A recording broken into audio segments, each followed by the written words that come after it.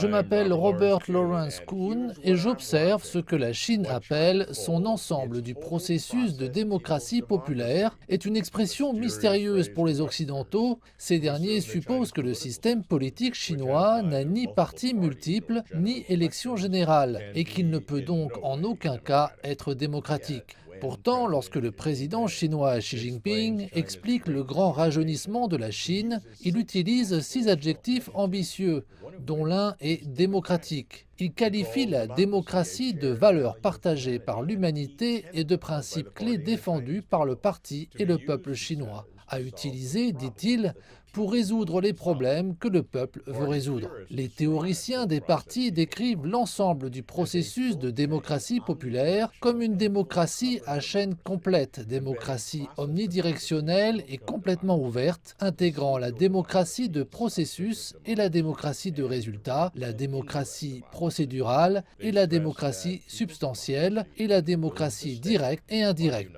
Il souligne que la démocratie populaire et la volonté de l'État sont unies. C'est la théorie, mais quelle est la pratique? L'appel du parti est d'étendre la participation politique ordonnée du peuple, de renforcer la protection des droits humains et de l'état de droit, et de veiller à ce que le peuple jouisse de droits et libertés étendus conformément à la loi. Il s'agit notamment pour le peuple d'exercer son droit de vote et d'élire démocratiquement des représentants du peuple de l'APN et de veiller à ce que le peuple connaisse, participe, exprime et supervise les travaux de l'APN, toujours sous la direction du parti, bien entendu. La démocratie dans le système dirigé par le parti implique d'absorber l'opinion publique via des mécanismes de rétroaction tels que les sondages pour discerner ce que pensent les citoyens, par exemple à propos des nouvelles politiques proposées, un processus que le parti appelle la mise en commun de la sagesse des gens. Ainsi, même s'il n'y a pas d'élection au sens occidental du terme, il y a beaucoup d'engagement des différentes circonscriptions. Autre exemple, lorsque des fonctionnaires sont nommés à de nouveaux postes, il existe une période de rétroaction franche de la part des collègues et des subordonnés, ainsi que de celle des supérieurs. Dans le cadre du renforcement de l'ensemble du processus de démocratie populaire, le président Xi Jinping met l'accent sur le maintien et l'amélioration du système d'assemblée populaire en insistant sur l'exercice adéquat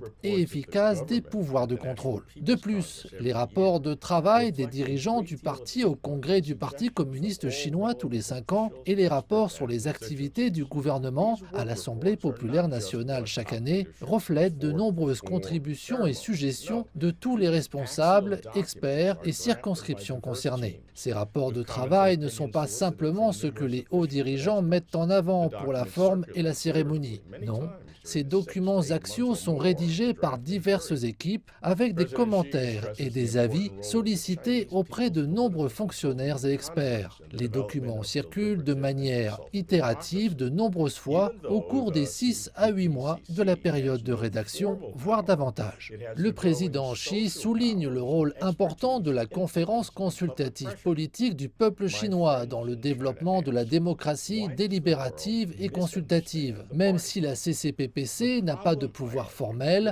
elle a des pouvoirs sociaux croissants d'expertise, d'influence et de pression publique. Mes amis en Chine demandent pourquoi le monde comprend-il mal le parti. Le problème, à mon avis, est en partie sémantique, parce que le mot anglais « party » connote dans les systèmes politiques démocratiques un parti politique qui participe à des élections multipartites libres et ouvertes, de sorte que lorsqu'un parti au pouvoir ne participe pas à des élections multipartites libres et ouvertes, ce système politique est jugé non démocratique. Ce portrait dénature le système chinois qui est fondé sur un principe différent, où le parti est l'organisation au pouvoir, pas un parti politique concurrent. C'est une élite dévouée de tous les secteurs de la société, composée de moins de 7% de la population, mais chargée de représenter 100% de la population. Ainsi, le parti, en tant qu'organisation au pouvoir, n'est pas l'équivalent d'un parti politique au pouvoir dans les systèmes occidentaux. occidentaux, où les partis politiques ne représentent qu'un certain groupe d'électeurs et sont limités dans le temps par des cycles électoraux. Pour cette raison, le parti chinois, le PCC, a une obligation plus élevée et plus large d'améliorer le niveau de vie et le bien-être personnel de tous les citoyens chinois. Cela comprend les réformes, l'état de droit, la transparence du gouvernement, la participation du public à la gouvernance, l'augmentation de la démocratie et diverses libertés, y compris l'expression et les droits de l'homme. Ce sont de vrais défis. À l'avenir, étant donné que la démocratie est une aspiration dans le cadre des objectifs de la Chine au milieu du siècle, quel type d'amélioration du système doivent être apportées? Quelles sont les limites des améliorations? Quelle est la tolérance pour les améliorations? Je continue à observer. Je suis Robert Lawrence Kuhn.